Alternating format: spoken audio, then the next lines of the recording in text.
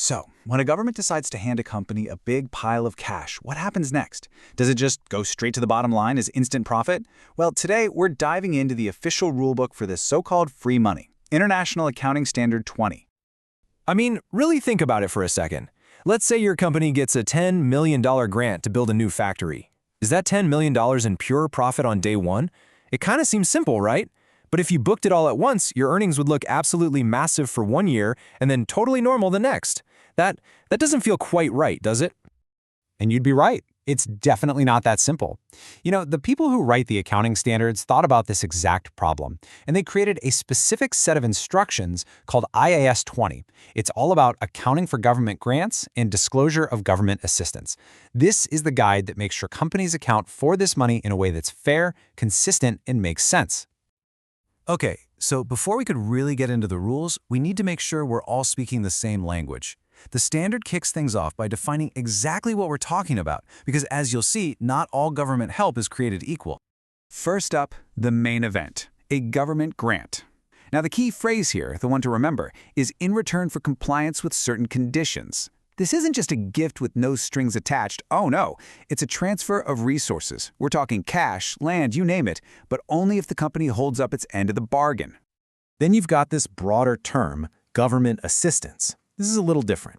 It's some kind of action that gives a company an economic boost, but you might not be able to slap a clear price tag on it. Think free marketing advice from a government agency or maybe loan guarantees. It's super helpful for sure, but it's not a direct transfer of cash or assets.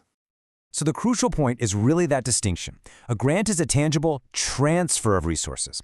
Assistance is a much broader economic benefit. IAS 20, our rulebook, is primarily focused on the rules for those grants, the direct transfers, because those are the ones that have to be put on the books with a specific dollar value. So once a company knows for sure it has a grant, how in the world should they account for it? This actually led to a pretty fundamental debate in the accounting world. It's not just about crunching numbers, it's about the whole philosophy of what this money actually represents. And here is the central question accountants had to figure out. Is this money from the government a form of investment, kind of like capital you'd get from owners? Or is it a form of income that should be part of how we measure the company's regular performance? Two main schools of thought popped up. First, you had the capital approach. These folks saw it as a financing tool, not earned income. So they argued it should totally bypass the income statement and go straight to equity. But then you had the income approach. They argued the exact opposite. This money is earned by meeting those conditions, so it absolutely should be recognized as income over time. So, who won the big debate? Well, the rulebook, IAS 20, is crystal clear. It sides firmly with the income approach. This quote right from the standard itself is basically the knockout punch. The money has to be recognized systematically, right alongside the costs it's meant to cover. And this perfectly illustrates the single most important concept in all of grant accounting, the matching principle. Here's the best way to think about it. A government grant isn't a blank check. It's more like a special purpose gift card.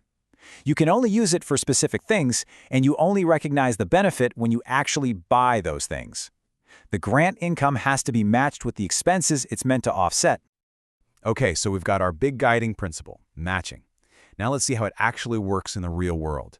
We'll start with the first major type of grant, grants for buying those big, long-term assets. The definition here is pretty straightforward. An asset grant is when the government gives you money, and the number one condition is that you have to use it to buy, build, or get your hands on a long-term asset. The classic example, right, is getting a grant to build a brand new factory.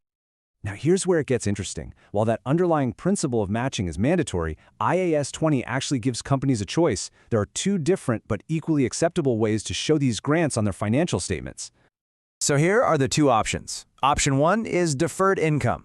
You basically treat the grant like a liability at first, and then you recognize it as income bit by bit over the asset's life.